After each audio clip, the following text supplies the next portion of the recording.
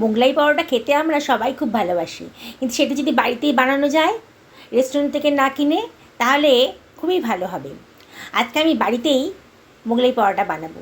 এই জন্যে আমি প্রায় 400 গ্রাম মতন বাটি মাপে 2 বাটি মতন ময়দা আমি নিয়ে নিলাম।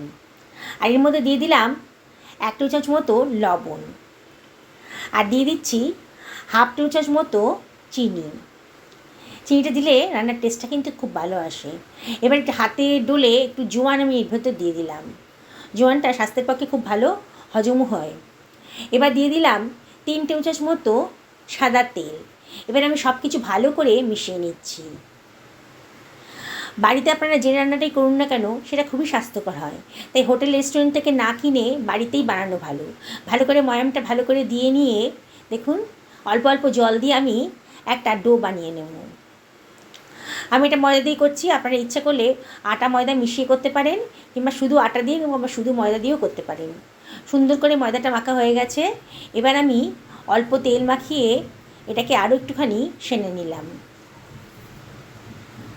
ভালো করে মাখিয়ে নিয়ে এটাকে আমি রেস্টে রেখে দিচ্ছি 15 থেকে 20 মিনিটের জন্যে। একটা ফ্রাই প্যানের ভেতর 1 টেবিল চামচ মতো তেল দিয়ে দিলাম কতগুলো রসুনের কুচি। রসুনের কুচিটা একটু ভাজা ভাজা মতো হয়ে গেলে দিয়ে দিলাম একটা ছোটো সাইজের পেঁয়াজ কুচি। পেঁয়াজ কুচিটা একটু ভাজা ভাজা মতো হয়ে গেলে দিয়ে দিলাম পরিমাণ মতো লবণ, 1/2 টেবিল চামচ মতো হলুদের গুঁড়ো, 1 টেবিল চামচ মতো লঙ্কার গুঁড়ো, আর 1 টেবিল চামচ মতো ভিনিগার দিয়ে সব কিছু ভালো করে মিশিয়ে নিচ্ছি। এবার আমি চিকেনের টুকরোগুলোকে ছোটো ছোটো পিস করে কেটে রেখেছিলাম, সেটা দিয়ে দিলাম। একবারে গ্রেট করে রাখিনি, মোটামুটি ছোটো ছোটো পিস করে রেখে দিয়েছিলাম।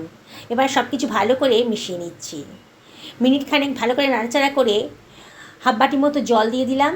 দিয়ে আবার একটু নাড়াচাড়া করে এটাকে ঢাকা দিয়ে দিচ্ছি 10 মিনিটের জন্যে।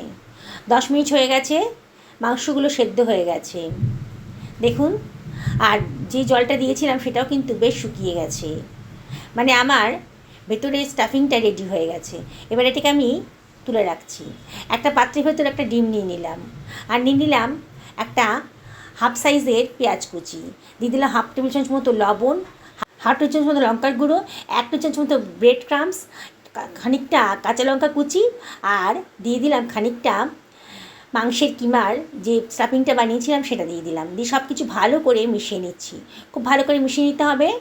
এবার 10 মিনিট 15 মিনিট মতো হয়ে গেছে। এবার ময়দাটাকে আমি আরও একটুখানি ভালো করে মাখিয়ে নিচ্ছি। দিয়ে আমরা রোজকার বাড়িতে যেরকম রুটি করি, তার থেকে একটু বড় সাইজের লেচি বানিয়ে নিলাম। মোগলাই পরোটার লেচিটা একটু বেশি বড় হয়। এবার কিচেন টপের ওপর আমি একটু সামান্য তেল দিয়ে ভালো করে মাখিয়ে নিচ্ছি। দেখুন ভিডিওতে যেমন দেখাচ্ছি। এবার আমি এটাকে বেলে নেব। তেল দিয়েই বেলবো, যত সম্ভব পাতলা করে আমি এটাকে বেলে নিচ্ছি। তারপরে মাংস ডিম দিয়ে যে মিশ্রণটা বানিয়েছি সেটা ঠিক পরোটার মাঝখানে দিয়ে দিলাম। এইবারে ওপর থেকে আর নিচ থেকে একটা ভাঁজ দিয়ে দিচ্ছি। এবার সাইড থেকেও ভাঁজ লাগিয়ে দিলাম। দেখুন চৌকো মতন মোগলাই পরোটাটা আমার রেডি হয়ে গেছে। এবার সাইড দিয়ে একটু চাপ দিয়ে একটু বড় সাইজের করে নিচ্ছি। দেখুন আমার রেডি হয়ে গেল।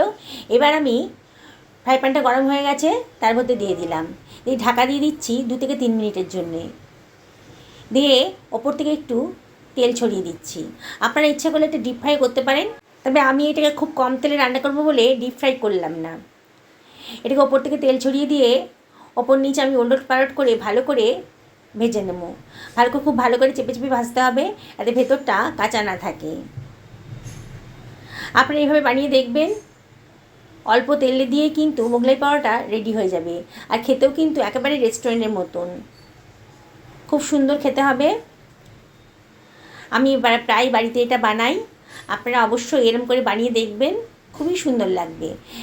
চেপে চেপে ভালো করে এটাকে ভেজে নিতে হবে। বন্ধুরা দেখুন আমার মোগলাই পরোটা কিন্তু ভাজা হয়ে গেছে। এইভাবে আমি সব মোগলাই পরোটাগুলোকেই ভেজে নেব। বন্ধুরা রেসিপিটা ভালো লাগলে পরে লাইক শেয়ার কমেন্ট করতে কিন্তু ভুলবেন না। আমি আবারও আপনাদেরকে রিকোয়েস্ট করব আমার চ্যানেলটা সাবস্ক্রাইব করার জন্যে। সকলে ভালো থাকুন এই কামনা করে আজকের ভিডিওটা এখানে শেষ করলাম।